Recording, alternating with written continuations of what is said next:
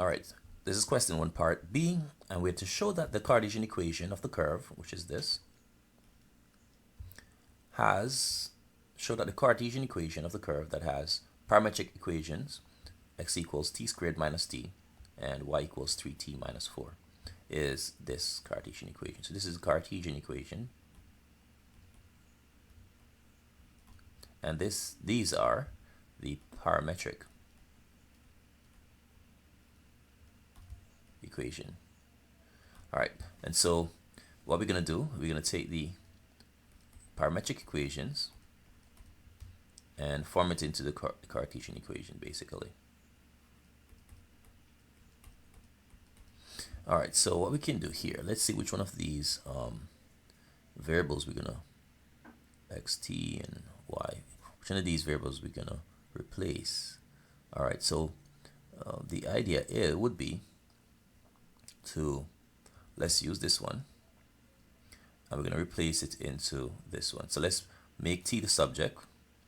All right, let's use the linear equation, because this will be a quadratic, because we have a t squared here. A linear highest power of t or y is just 1.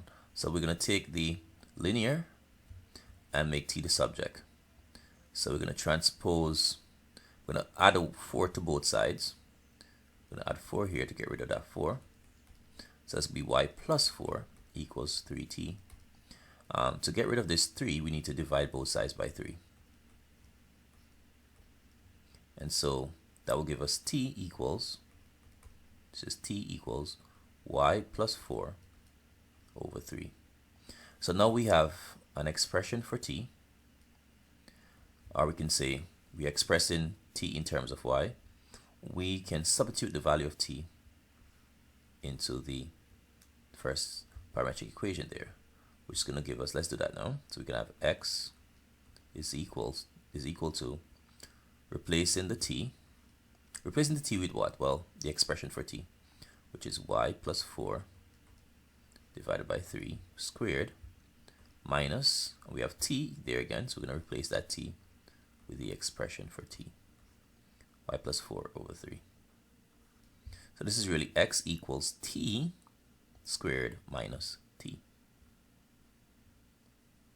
All right, okay. So now what can we do here? All right, so this is what I will do. I would basically, well, one thing we could do, I can see that we can factor out, because we have the same y plus 4 divided by t twice, right? Well, we have it here being squared and then here again. So we can factor out the y plus 4 over t. So let's do that. X equals to, I'm going to factor that out, y plus 4 divided by t. By 3, sorry.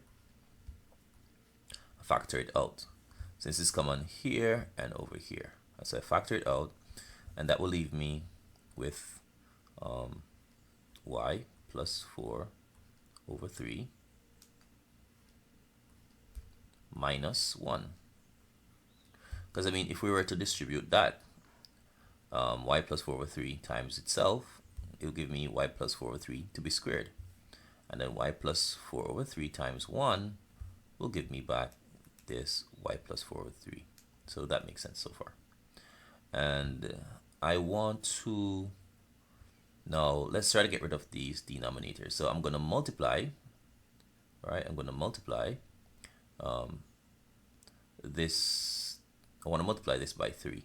Multiply the right hand side by 3. If I do that, I'll cancel out this 3 here. So multiplying 3x by 3. So multiplying x by 3, sorry, give me 3x. All right, so multiplying both sides by 3. I need to multiply this side as well by 3.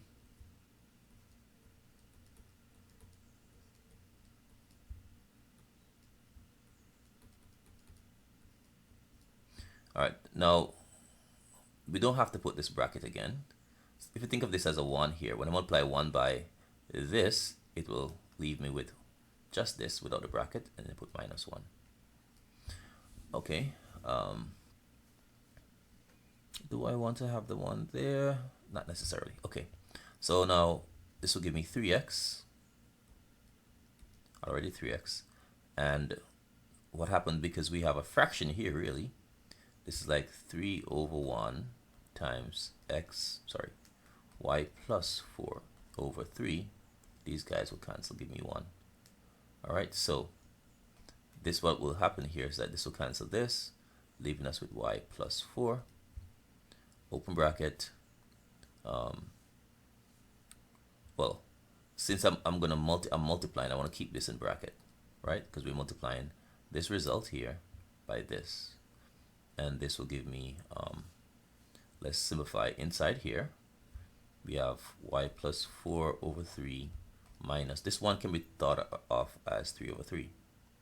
And so when you look at it, it's really all divided by 3, right? Same denominator, be y plus 4 minus 3. All right, now we can simplify 4 minus 3 to 1, isn't it? Yeah, we can simplify right away. We know it should have been y plus 4 minus 3. 4 minus 3 is 1. All right, so that's it so far.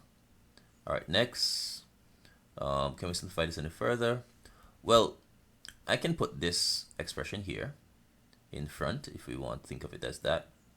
All right, so we can say, or we can just simply multiply this by 3. I want to get rid of this 3 here for sure. And so we have this binomial times this expression here. All right, and so I can multiply this by 3, that will give me 9x. And the reason I'm multiplying it by 3, right, is so that I can get rid of this 3. So I'm going to also multiply this side as well by 3. What I do to one side, I do to the other side. I'm multiplying this by 3, so I multiply this over here by 3.